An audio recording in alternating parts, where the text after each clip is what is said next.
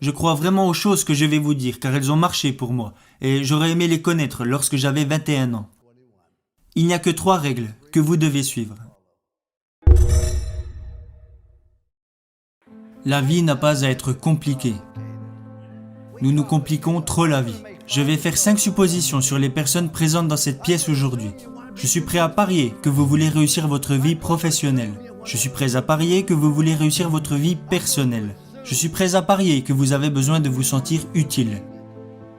Je suis prêt à parier que vous voulez vous sentir en sécurité pour votre avenir. Et le 5e point est que je suis prêt à parier que vous voulez aller au paradis. Je vais maintenant vous donner un plan simple pour réussir les 5, parce que vous n'avez pas besoin de sacrifier votre vie religieuse ou votre vie personnelle pour réussir professionnellement. Tout est lié et ce n'est pas compliqué. J'ai toujours essayé de ne jamais me compliquer la vie. Vous rendez-vous compte qu'un arc-en-ciel comporte seulement 7 couleurs ? Seulement 7. Regardez ce que Michel-Ange a réussi à faire avec ces 7 couleurs. Il existe seulement 7 notes de musique. Regardez ce que Beethoven a réussi à faire avec ces 7 notes. Il existe seulement 10 chiffres.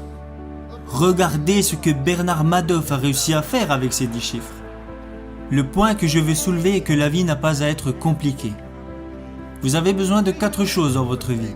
Et s'il vous manque une de ces 4 choses, vous ressentirez un vide énorme.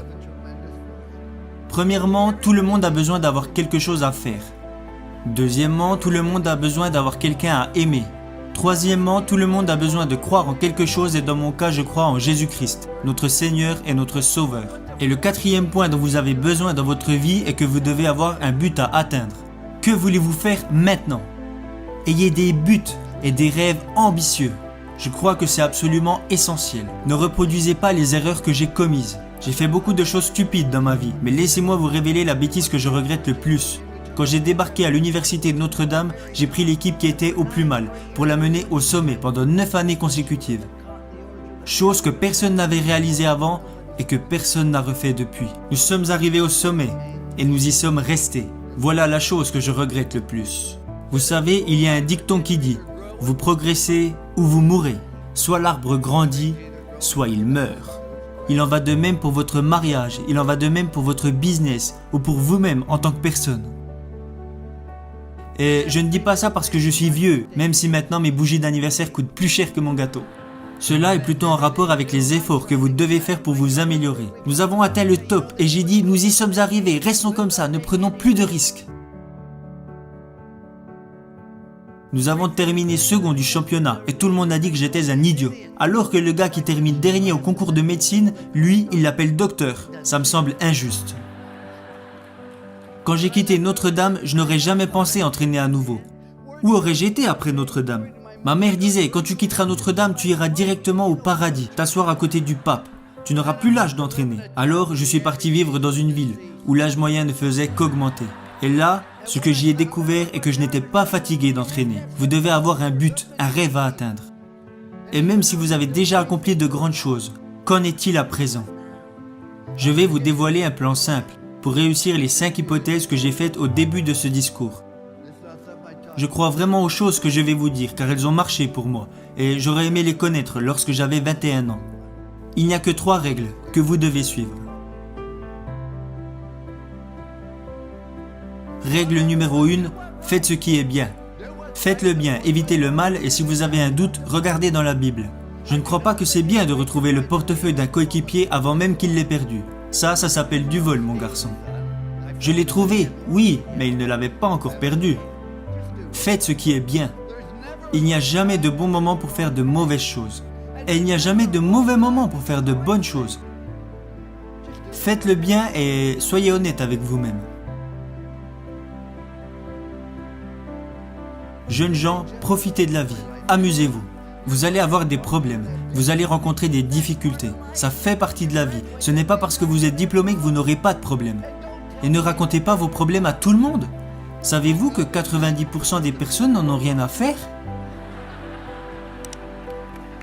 Et les 10 autres pourcents sont contents que vous les ayez, alors vous feriez mieux de les garder pour vous. Vous allez avoir des problèmes, alors amusez-vous dans tout ce que vous faites. Et si vous aimez vraiment ce que vous faites, les gens prendront du plaisir à être à vos côtés. À chaque fois que je me réveillais les jours de match, je me disais « Aujourd'hui sera une journée incroyable ». Et je le pensais vraiment, car si vous aimez vraiment ce que vous faites, les gens prendront du plaisir à être à vos côtés.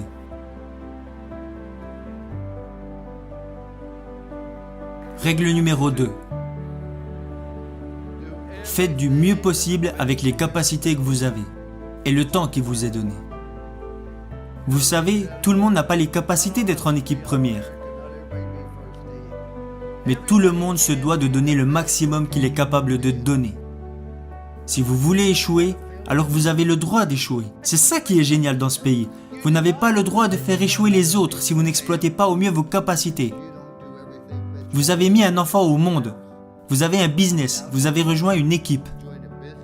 Vous avez des obligations et des responsabilités envers d'autres personnes. C'est pourquoi vous vous devez de donner le maximum de ce que vous êtes en mesure de donner, dans tout ce que vous faites. Ce n'est pas compliqué. Vous savez, jeunes gens, je suis né avec une cuillère d'argent dans la bouche. Je suis né à Follansbee, en Virginie occidentale. Je suis repassé à l'endroit où je suis né hier, vers 22h30. Je suis né dans la cave de ma maison, mis au monde par le docteur McGraw. Nous n'avions qu'un lit pour moi, ma sœur et mes parents. Nous avions une demi-baignoire et une petite cuisine. Et nous avons vécu dans cette maison pendant plus de 7 ans. Il n'y avait pas d'aide sociale à l'époque, nous n'avions pas de coupons alimentaires et nous n'avions pas d'argent de côté. Mais j'ai toujours eu assez à manger, parce qu'à chaque fois que je voulais me resservir, mon père me disait « Non, tu en as déjà eu assez ». Mais la raison pour laquelle je dis que je suis né avec une cuillère d'argent dans la bouche, mon père avait arrêté l'école en CM1, voilà toute l'éducation qu'il avait. Alors pourquoi je vous dis que je suis né avec une cuillère d'argent dans la bouche ? C'est parce que mes parents m'ont appris que la vie est une question de choix, et qu'ils soient bons ou mauvais, ce sont vos choix qui vous définissent. Alors ne blâmez jamais les autres, car si vous recevez une bonne éducation et que vous êtes prêt à travailler dur et à surmonter les problèmes et les difficultés, alors dans ce grand pays, vous pouvez accomplir des choses extraordinaires. Voilà pourquoi je dis que je suis né avec une cuillère d'argent dans la bouche. Ma dernière règle est de montrer aux autres que vous vous souciez d'eux. Vous ne pouvez pas entrer dans une pièce et dire « Hey, je suis là, regardez-moi ». Non.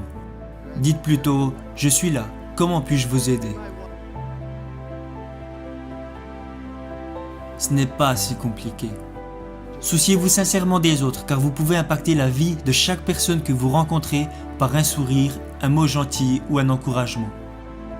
Parce que vous voyez, quand vous faites de bonnes choses, les gens seront toujours plus à même de vous faire confiance. Ma femme et moi, nous sommes mariés car nous avons trouvé cette confiance en nous, et nous ne l'avons jamais perdue.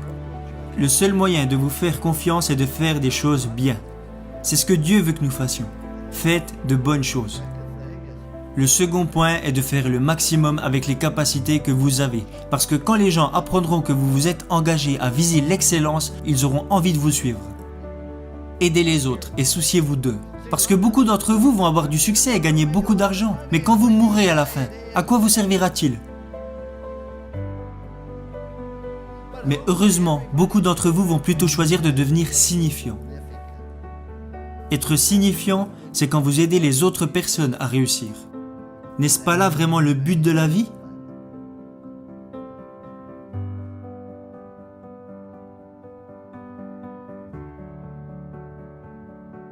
J'aurais aimé connaître ces 3 règles lorsque j'avais 21 ans, et je les utilise maintenant depuis plus de 40 ans. C'est pour cela qu'il y a une statue de moi devant l'école, même si je pense qu'ils l'ont plutôt mise là pour que les pigeons puissent se reposer. Mais si vous la regardez bien, il y a 3 mots inscrits au pied de cette statue.